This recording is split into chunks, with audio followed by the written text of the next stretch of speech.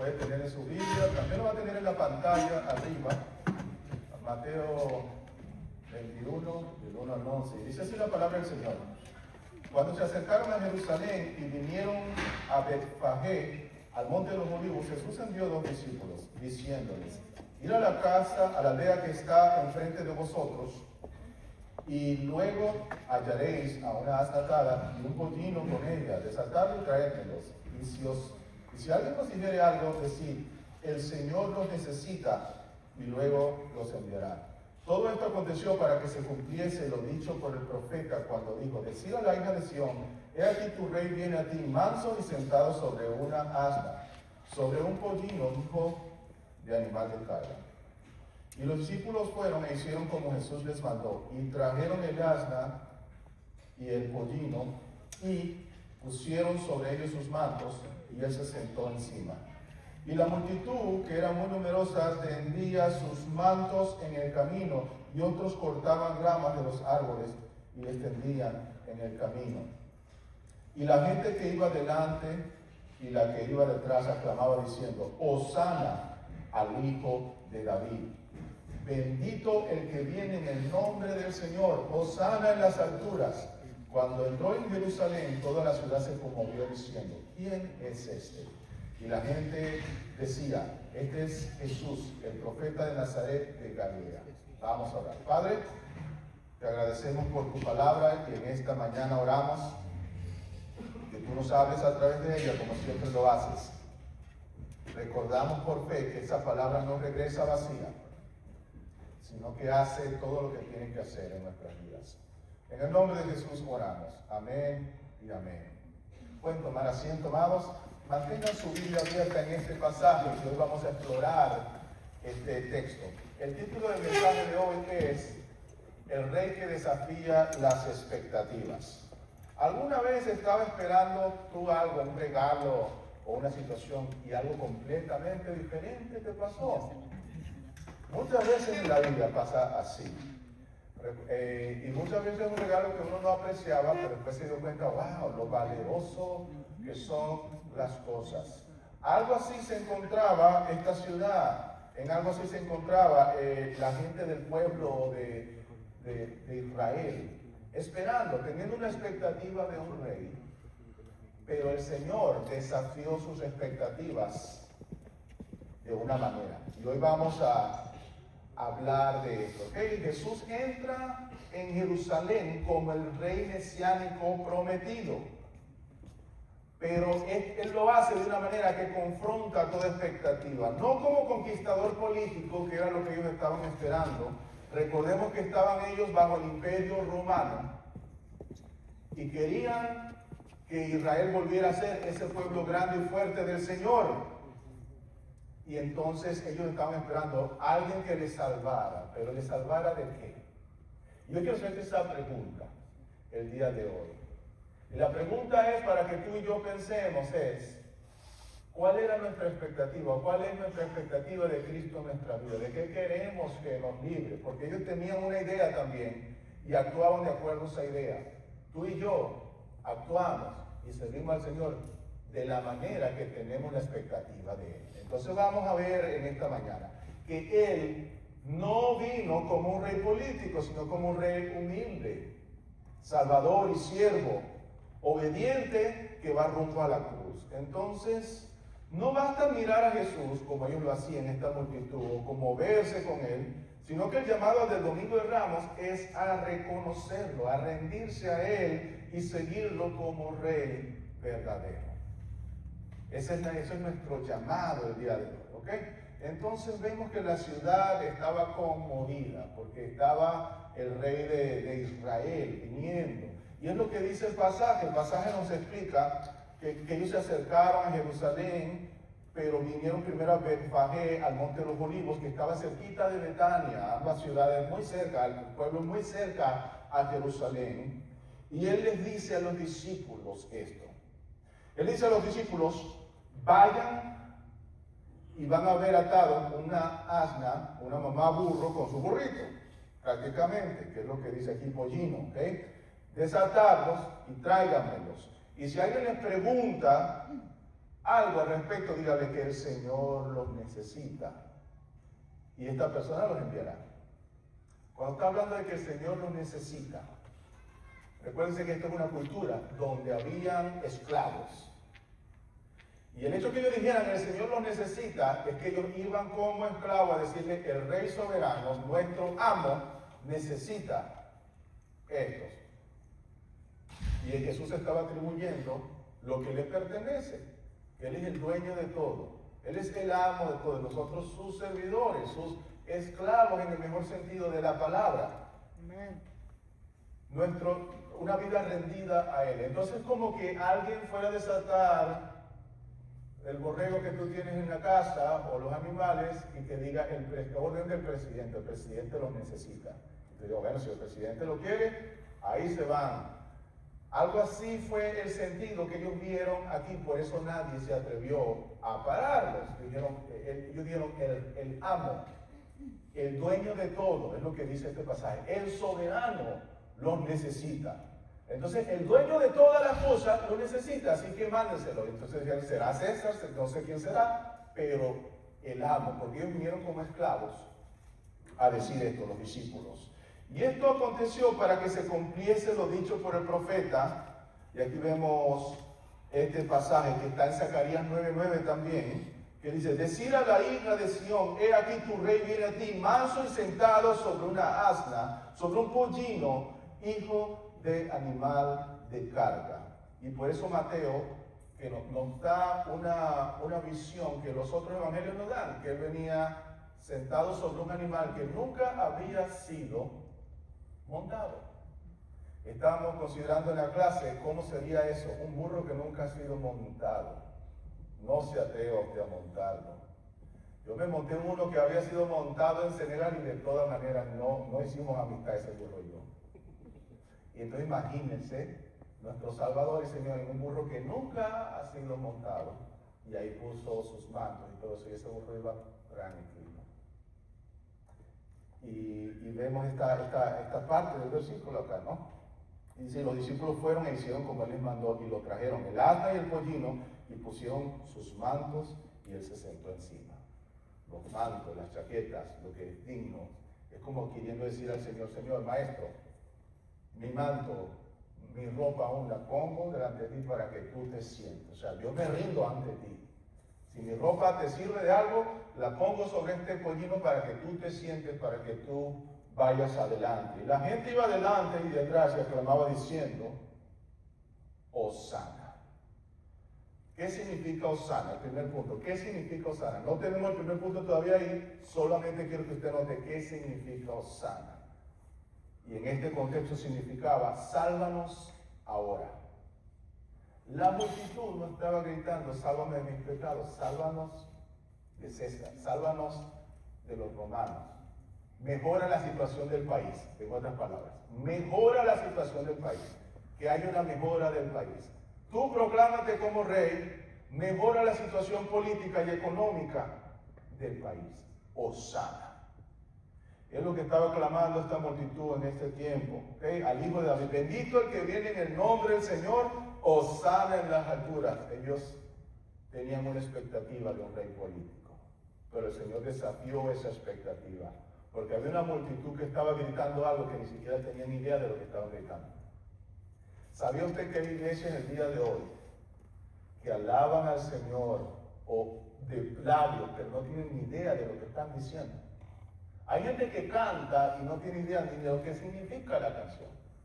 Hay gente que alaba a un Dios que tiene una expectativa de Él que no conoce porque no ha leído las Escrituras.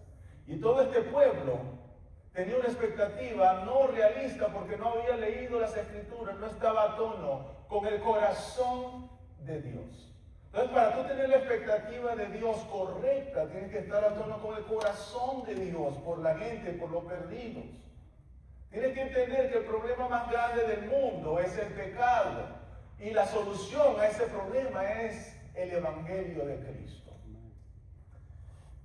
Y esta multitud decía, se conmovió diciendo, ¿quién es este? No es que nunca lo habían visto, es que era una expresión común. Cuando alguien era sorprendente, ¿quién es este?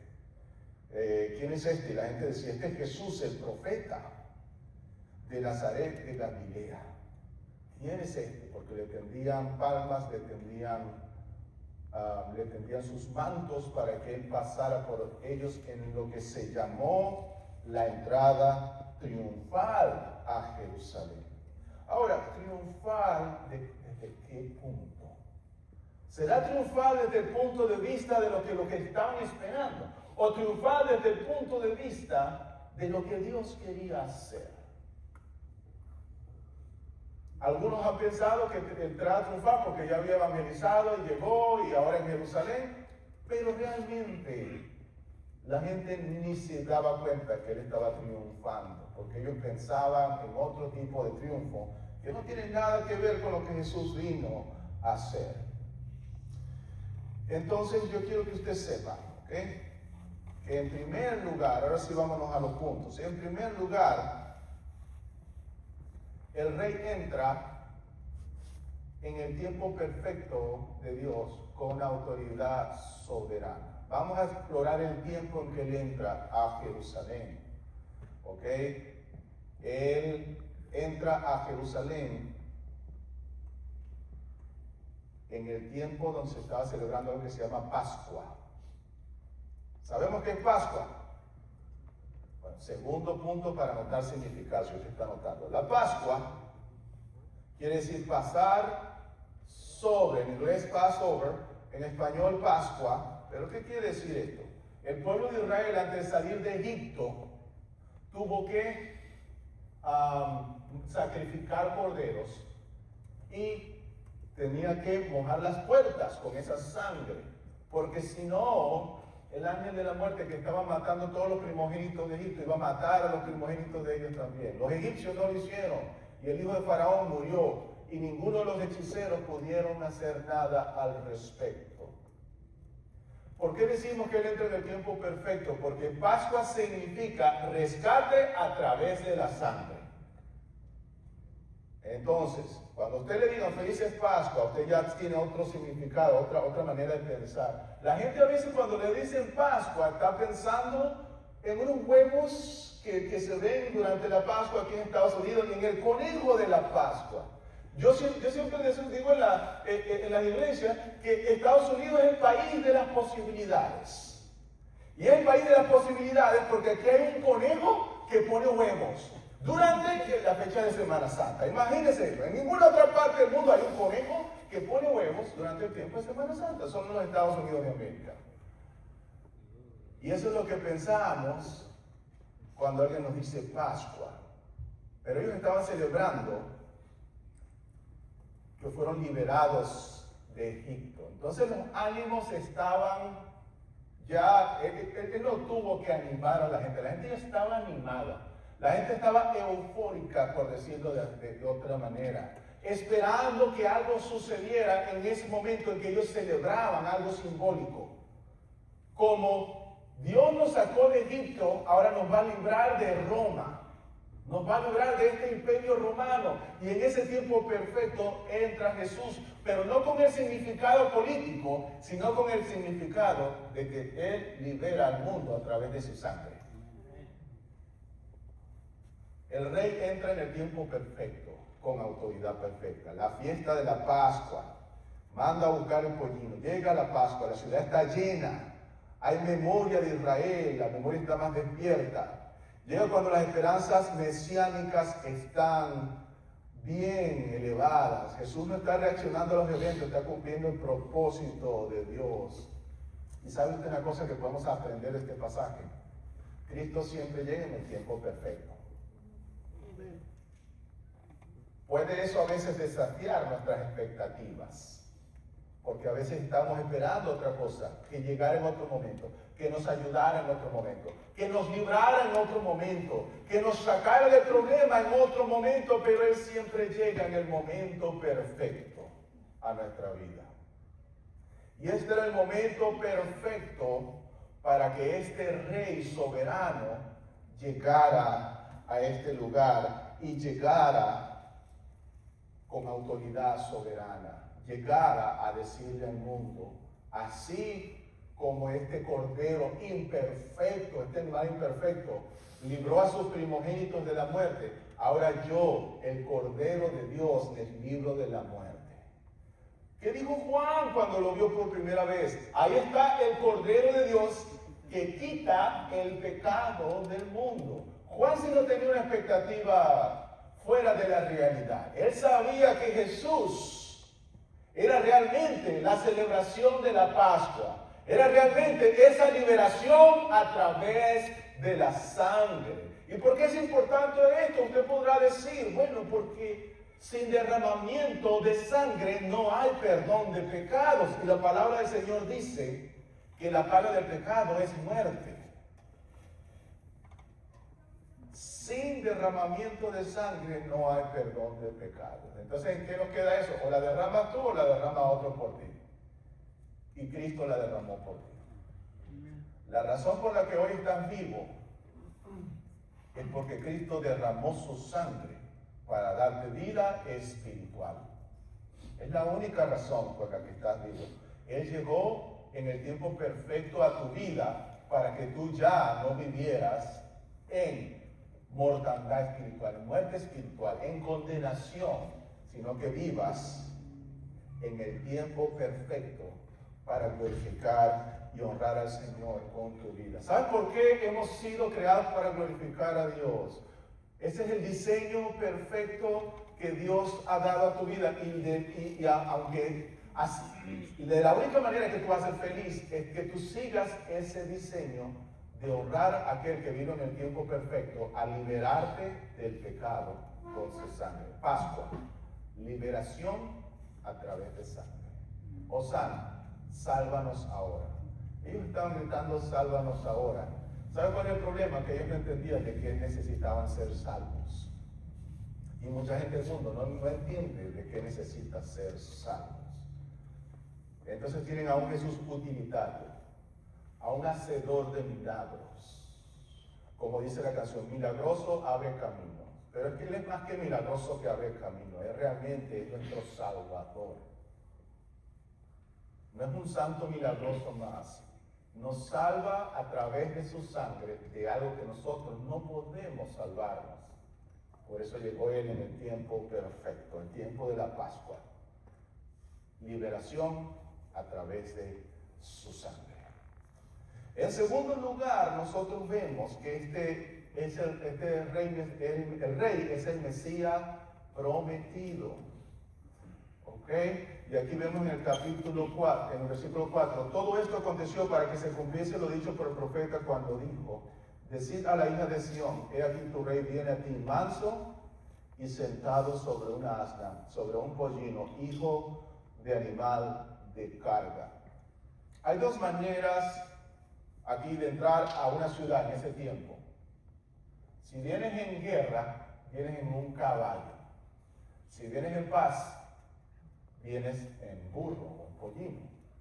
Y el rey Jesucristo otra vez desafía la expectativa, porque ellos estaban esperando un Mesías que viniera con toda su armadura, a decir, guerra contra el imperio romano, ya los vamos a salvar a todos y vamos a reinar los israelitas otra vez.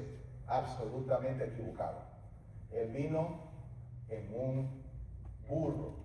Y Jesucristo mismo dice, si alguno quiere venir en pos de mí, niéguese a sí mismo, tome su cruz cada día y sígame.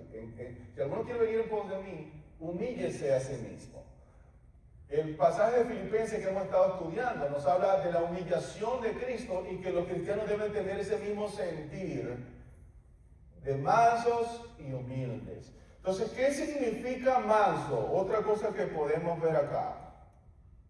Esta palabra manso no describe débil. No nos está mandando el Señor a ser débiles de carácter.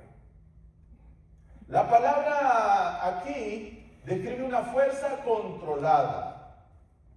Entonces, tenga en su mente el retrato de un Cristo que puede acabar con los romanos, que puede acabar con nuestra vida, pero decide no hacerlo, controlar su fuerza para algo, para la misión que Dios le mandó a hacer, que fue perdonar al pueblo de sus pecados. Entonces imagínate un rey Mesías viniendo a ti que aunque te puede destruir, Él controla su fuerza y te llena más bien de amor. Aunque puede consumirte con su fuego, decide entrar como un rey en paz, proponiéndote él mismo las estrategias para tu paz. El mismo rey que tiene todo el derecho de pelear contra el ser humano, porque dice la palabra de Dios que éramos enemigos de Dios por naturaleza,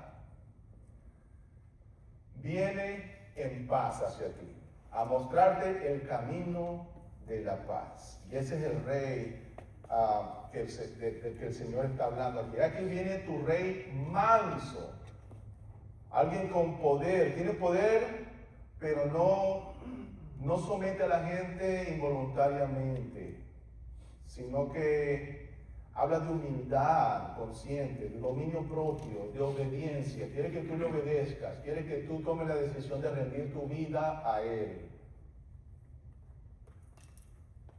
Servicio, humildad, vino a servir. Él les decía a sus discípulos: el que quiera ser más grande entre ustedes debe ser su servidor.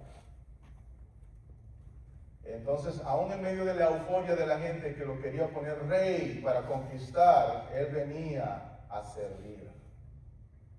¿A cuántos de ustedes le costaría resistir la popularidad? ¿A cuántos de nosotros nos costaría resistir que alguien nos proclamara rey o líder? El ser humano está propenso al orgullo. Y hay quienes antes decían: los políticos son corruptos, y llegaron a la política y hicieron lo mismo que los demás. Y hay gente que decía: ¿qué líderes tan malos? Y llegaron al liderazgo y hicieron lo igual. ¿A cuántos de nosotros que nos quisieran exaltar tuviéramos el mismo control que tuvo Jesús, de que una población que quería exaltarlo incorrectamente, él se negó a esa exaltación incorrecta para buscar la exaltación bíblica correcta del propósito de Dios, de humillarse a sí mismo hasta la muerte de cruz y ser exaltado por Dios con un nombre por sobre todo nombre. Esto fue lo que hizo el Señor.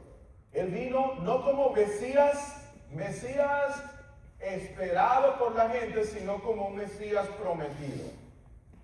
Y hay una diferencia, amados, entre lo que esperamos muchas veces y lo que Dios promete.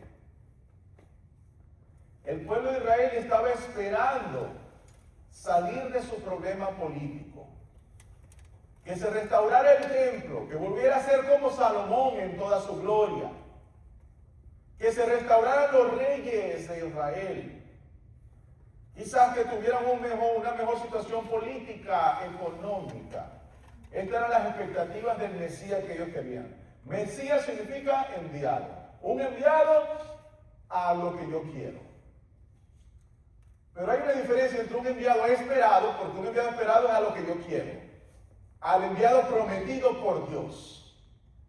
Ese enviado prometido por Dios viene a lo que Él quiere y a lo que yo necesito, que a veces no sé ni qué necesito. A veces no has pensado: mira, yo no sé ni qué es lo que yo quiero. Ni yo mismo me entiendo hoy. A cada uno de nosotros le puede pasar eso, de ni siquiera saber a dónde queremos ir, qué queremos hacer. Y Dios, aún en esos momentos, sabe lo que necesitamos. Y sabe que lo principal que necesitamos es una relación personal con Él, una relación salvadora con Él. Él es el Mesías prometido porque vino a darnos lo que nosotros no esperábamos. Esperábamos una salvación política popular, quizás si fuera en el tiempo de hoy, un influencer, a lo que todos pudieran seguir en las redes sociales. Pero lo que Dios sabe que necesitamos es una relación con Él para poder vivir en la eternidad con Él. Porque Él sabe que lo más horrendo es vivir sin Dios. Él sabe que lo peor que le puede pasar a una persona no es morir de cáncer, o haberse muerto de COVID. Lo peor que le puede pasar a una persona es vivir una eternidad sin Cristo. Los santos que han muerto de diferentes enfermedades están en la gloria con el Señor, mejor que tú y que yo. A nosotros nos da tristeza, pero ellos están felices mejor que tú y que yo. ¿Qué queda para ti cuando te llegue ese día final? ¿Estás todavía pensando en un Mesías esperado? ¿O estás alineado al Mesías prometido? El Mesías prometido viene a ponerte a ti a cuentas con Dios. ¿Estás a cuentas con Dios? Ese Mesías prometido viene hoy a que tú arregles cuentas con Dios, porque tú y yo no sabemos cuándo nos toca partir de esta tierra. Pero el día que nos toque, lo que nos va a dar paz es estar a cuentas con aquel que creó todas las cosas, que nos creó. Y ese Mesías prometido, por medio de su sangre, nos limpia de pecado. Si creemos que Él murió, que Él resucitó, y le servimos a Él, nos rendimos a Él, ya nosotros no somos nuestros, sino que le rendimos y le servimos al Señor.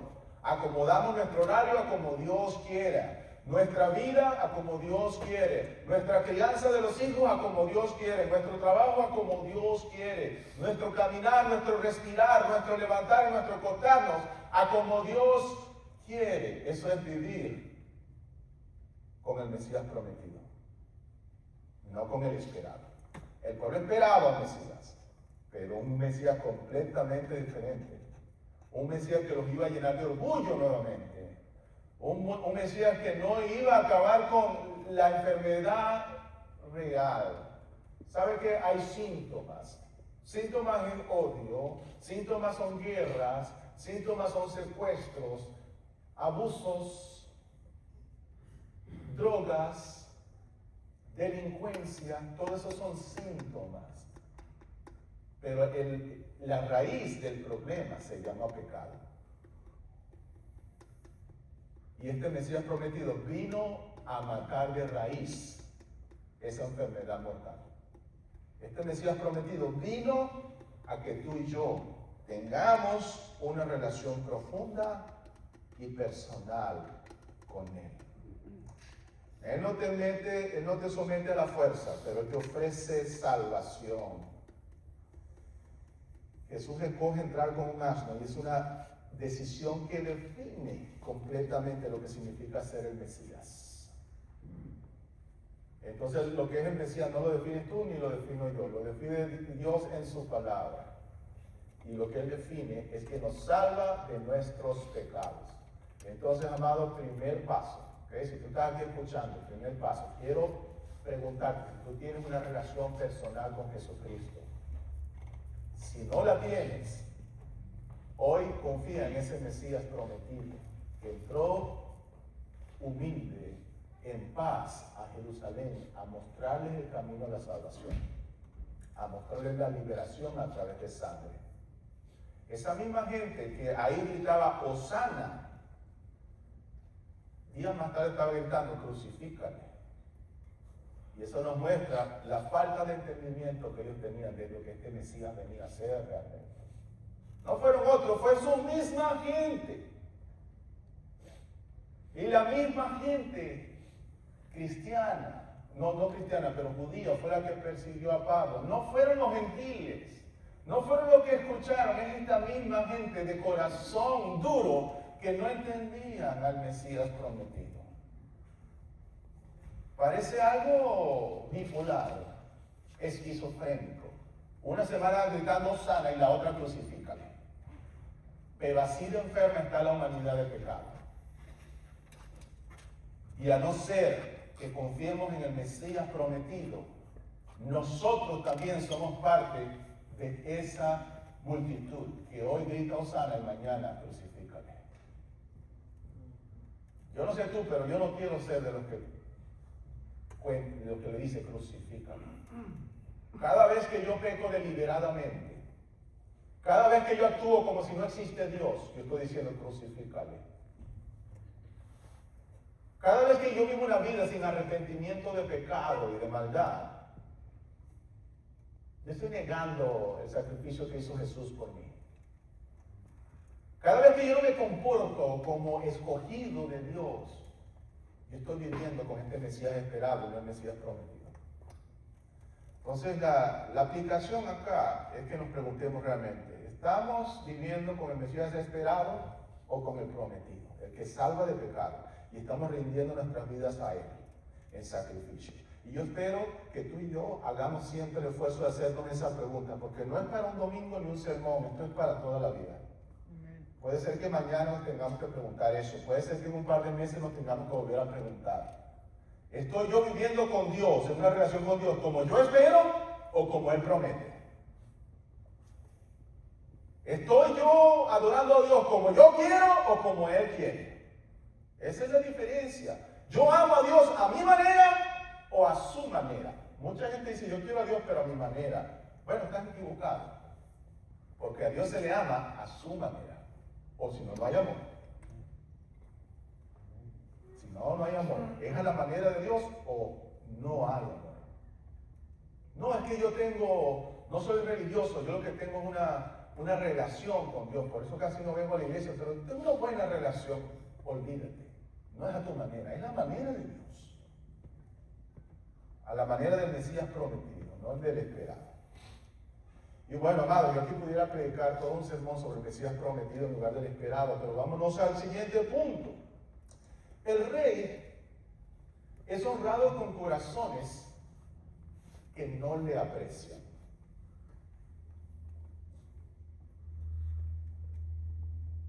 Yo quiero que usted piense en eso un momento y que yo también piense. ¿Cuántos gloria a Dios escuchamos en iglesia? Uy, en la carismática muchísimo. ¿Cuántos aleluya escuchamos? Pero ahora vamos a ponernos a pensar, ¿cuántos corazones de esos que gritan aleluya, gloria a Dios, realmente aprecian al Señor? Este pueblo no tiene ni idea de lo que estaban diciendo, y así hay mucha gente en las iglesias que se aprende el lenguaje cristiano, pero no tiene ni idea de lo que están diciendo. No tiene apreciación, honra de labios, pero no entiende la misión del Señor. ¿Entiendes tú la misión del Señor? ¿Entiendes tú la misión de la iglesia local? Vamos a explicarla brevemente.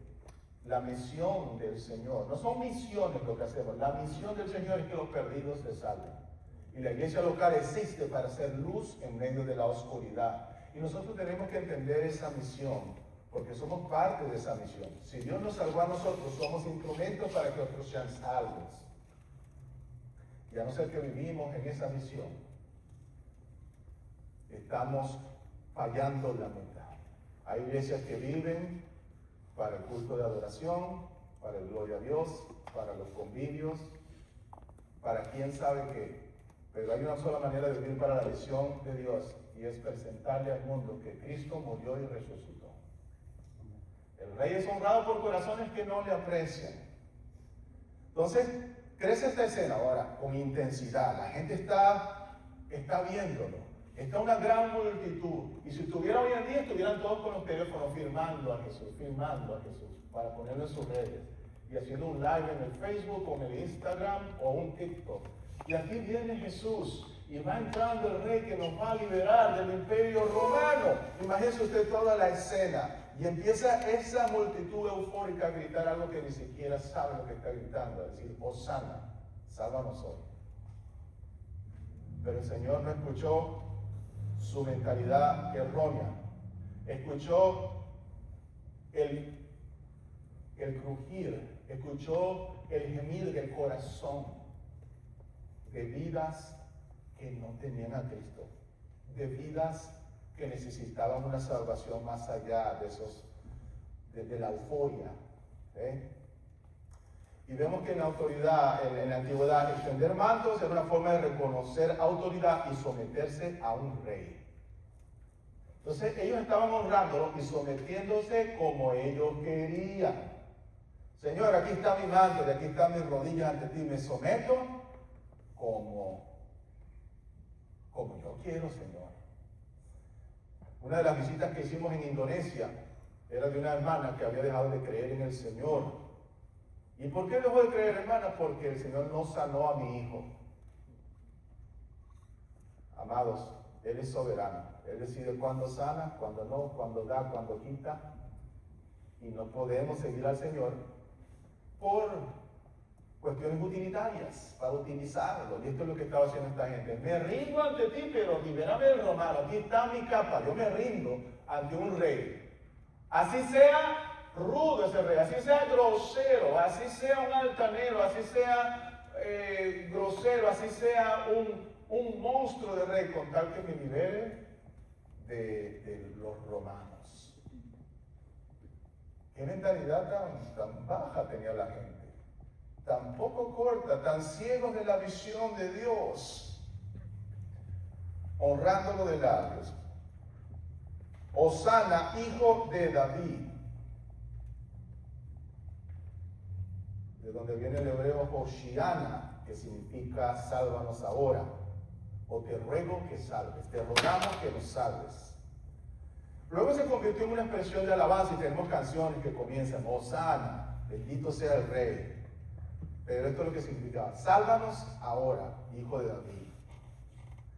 Entonces vemos que cuando dicen hijo de David, ellos están diciendo, este es el que le corresponde el trono, el heredero legítimo para ser rey. Hosana, tú eres el hijo de David, tú eres el que nos va a salvar, pero nosotros ponemos las condiciones, estaba diciendo el ser humano.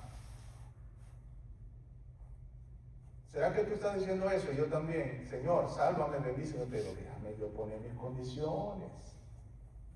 O estamos completamente sometidos a que Él nos salve, nos transforme, y nos rompa y nos haga de nuevo como Él quiera. Eso da miedo, ¿sabes? Al ser humano eso le da miedo. Señor, te cedo el control. Muy fácil decirlo, pero toma realmente rendición. Decirle, Señor, yo te cedo el control. Tú controla mi futuro, mi presente, mi trabajo, mi familia, todo lo que hago para gloria y honra de tu nombre. Te cedo el control. Es otra manera de aproximar. Y entonces en esto vemos que Él es honrado por corazones que no lo aprecian, porque Él sacude la ciudad, la sacude, hay una conmoción, pero ninguno de ellos es transformado. Cuando dice que la ciudad se conmovió, hay una palabra en el griego que dice seiyó, de donde sale la palabra sismo. Usted sabe lo que es un sismo, un temblor, algo que sacude profundo, una agitación intensa. Entonces estaba diciendo que Él sacudió la ciudad intensamente, de una manera nunca vista. La ciudad estaba sacudida por la presencia del Mesías, mas sin embargo no le apreciaba. Y luego se preguntaban, ¿quién es este? Y Él decía, este es Jesús el profeta. La respuesta contiene verdad, pero es incompleta. Una verdad incompleta. Sí es profeta, pero no es solo profeta.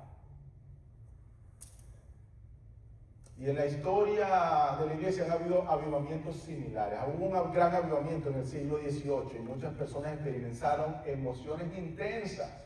Así como nuestros hermanos carismáticos, emociones intensas, temblor, lágrimas, pero no todos experimentaron una verdadera conversión. Usted puede ser conmovido y no convertido. Usted puede llorar hoy, salir a su casa y no ser convertido. ¿Sabía usted eso? ¿Cuál es la diferencia?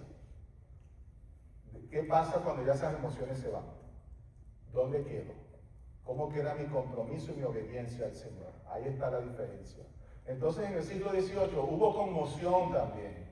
Hubo lo que algunos llamaron un gran avivamiento, pero no todos se convirtieron. Todos lloraron, todos se conmovieron, todos temblaron, todos tuvieron una experiencia religiosa, pero no todos se convirtieron.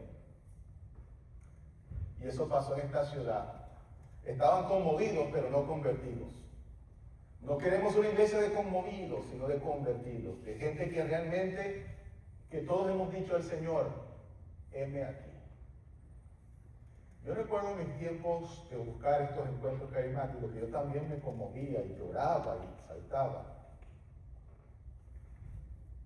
Pero chequeando mi corazón me daba cuenta de que yo no estaba siendo consistente con mi comportamiento al Señor.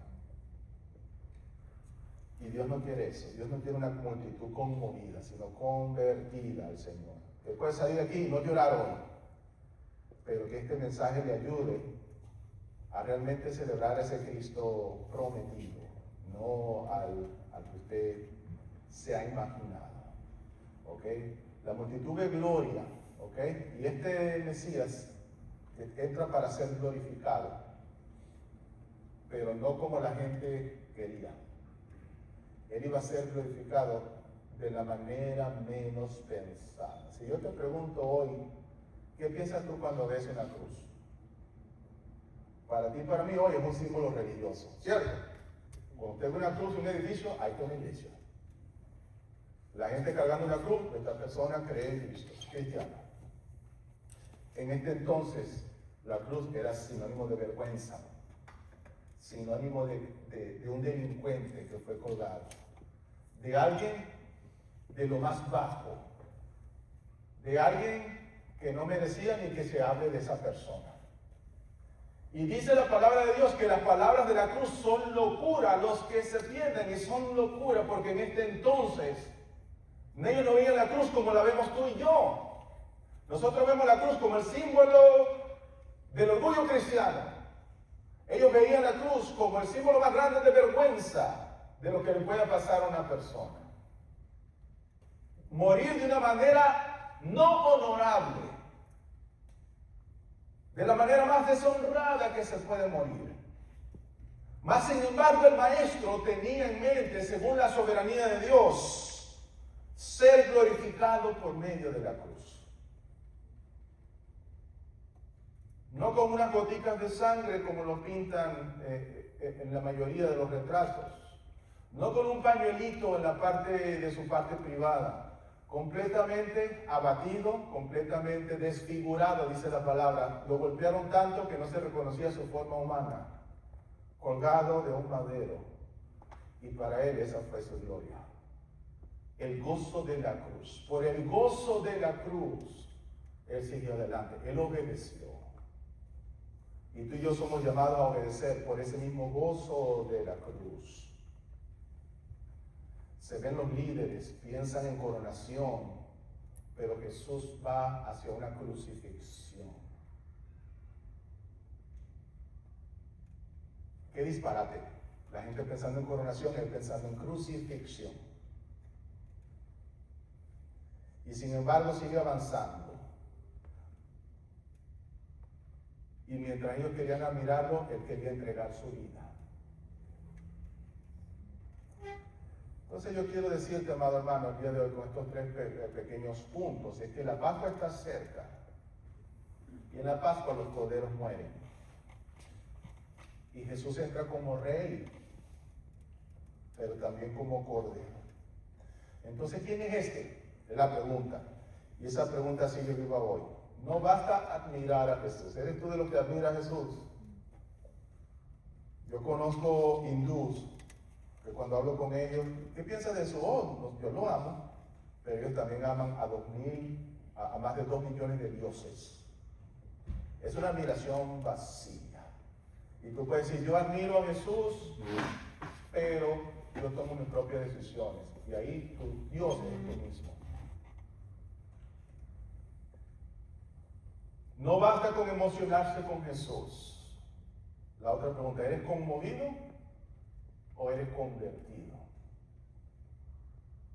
No basta con reconocer parcialmente a Jesús. Sí, yo sé que Él es el Salvador y yo, bueno, hago lo que puedo. La pregunta es completa ahora. ¿Lo reconoces como Rey, como Salvador y como Señor? Como Rey, Él gobierna sobre todas las cosas. Como Salvador, el único que te ha traído de muerte a vida. Y como Señor implica que ya tú no tienes voluntad, ni yo tampoco. La rendimos a aquel que dio su vida por nosotros. Ahora que viene la Pascua, recordemos eso. Liberación a través de la sangre. Y que cobres significado en nuestras vidas. Que podamos honrar a Dios a través de todo lo que hacemos. Ponte sobre tu pie, vamos a orar.